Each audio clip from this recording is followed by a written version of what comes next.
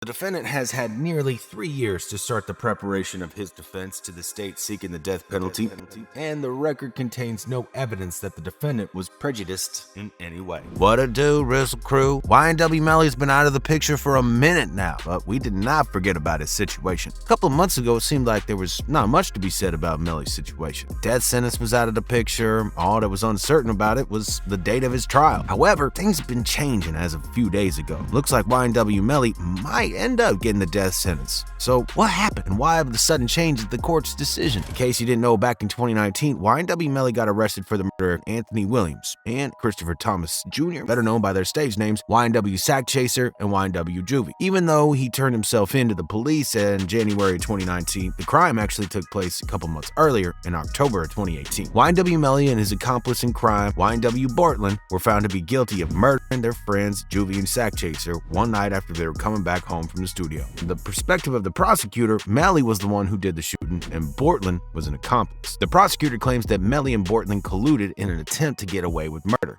First, Melly shot Juvie and Sack Chaser from the backseat of the car, and then they left the car and sprayed it with bullets to make it look like 4 of them went through a drive-by incident. The story told by Bortland and Melly says that they got targeted by a group of people who pulled up in their car in an unknown black SUV. Sack and Juvie received fatal shots immediately, while Melly and Bortland got lucky enough and made it out without a scratch. So who's lying and who's telling the truth? Well, we don't really know yet, since the trial that's supposed to decide Melly's fate has been postponed a bunch of times. Believe it or not, Melly's been awaiting his trial for 4 years now, and we still don't know when it's going to be taking place. Regardless of how the incident really went down, we do know that Melly is in a lot of trouble for what happened that night. He's got 2 murder charges to his name, and there's no easy way out for him. Matter of fact, he might even get the death penalty for what he did. Now, there's a huge back and forth on whether or not capital punishment is a legit possibility. First, everyone believed it was on, then people thought it was not, and now, well, looks like it's still on. The confusion comes from the fact that Melly's been indicted twice. The first indictment that came to his name was one that happened after he turned himself into the police, just months after YNW Sack Chaser and Juvie were murdered.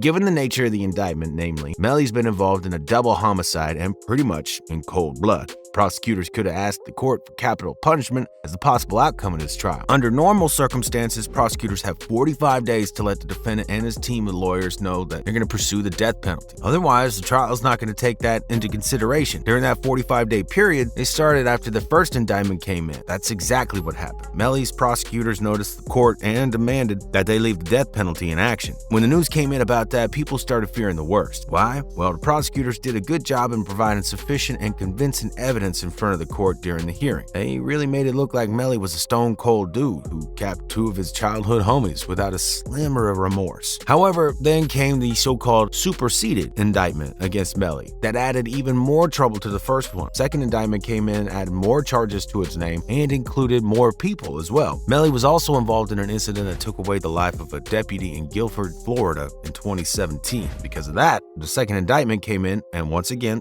prosecutors had 45 days of time to let a notice go through to the defendant. This time around, no one mentioned anything about capital punishment, and people thought it meant it didn't stand anymore. For a minute there, it looked like Melly was in the clear. Whatever outcome of his trial, it wouldn't be the worst possible scenario. That was until last week, when on the 9th of November, we got news from the state appeal because there's no new notice on capital punishment. Melly's lawyers came up with an appeal for the court to dismiss the penalty. But the court officials came out and said that the penalty is still a possibility because the first notice that came in years ago was never canceled. It stayed in power this whole time, and in fact that the second indictment came in didn't change that. This is what the state appeal said. Quote, "The fact that the state filed a superseding indictment required a second arraignment does not violate the already filed and timely notice of intent. Notice is notice. Clearly, in the present case, the defendant was noticed and apprised of the state seeking the death penalty in 2019. And they followed that up with saying, the defendant has had nearly 3 years to start the preparation of his defense to the state seeking the death penalty, and the record contains no evidence that the defendant was prejudiced in any way. To say that Melly's defendant were let down would be a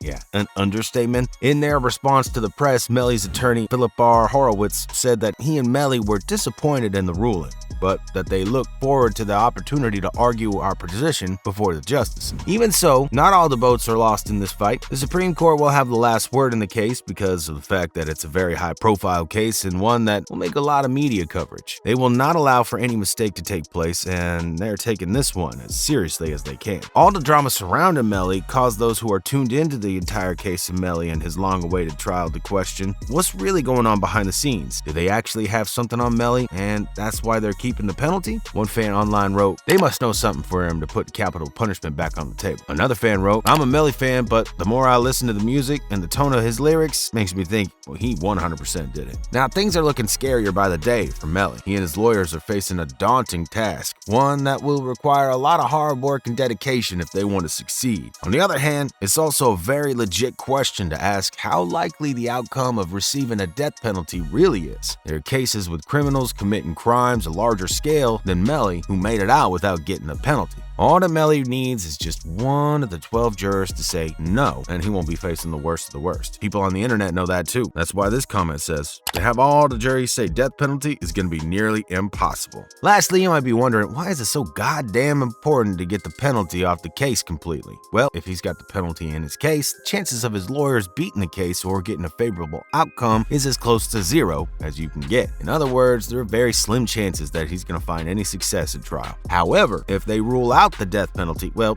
luck just might have favor with Mr. Melly and the team of his lawyers in court. Without capital punishment, he might get a sentence that would allow him to walk out of jail as a free man one day. One day. Not like immediately, but one day. Whatever turns out to be the case, it's undeniable that YNW Melly should have never gotten himself in such a messed up position. There was a lot of controversy and uncertainty in this case, and very few people know what really happened. Perhaps Melly and Bortland are the only two who know exactly what's going on. Even if that is true, whatever the two of them thought that would happen probably completely backfired. Bortland probably won't find himself in so much trouble as Melly, but he's far from being innocent. At the end of the day, it's just sad to see young, talented artists waste their youth and potential behind bars. Alright, let's just say Melly does get the penalty dropped off his case. What does he got to look forward to? He's gonna spend more than half of his life being locked up in a cell, and that's not something to look forward to in life. But what do you think about Melly and the position he's found himself in? Let us know what you think all about it in the comments section below. If you like this video, be sure to check out this next one. Click that like and subscribe button there. And as always, remember to keep it real.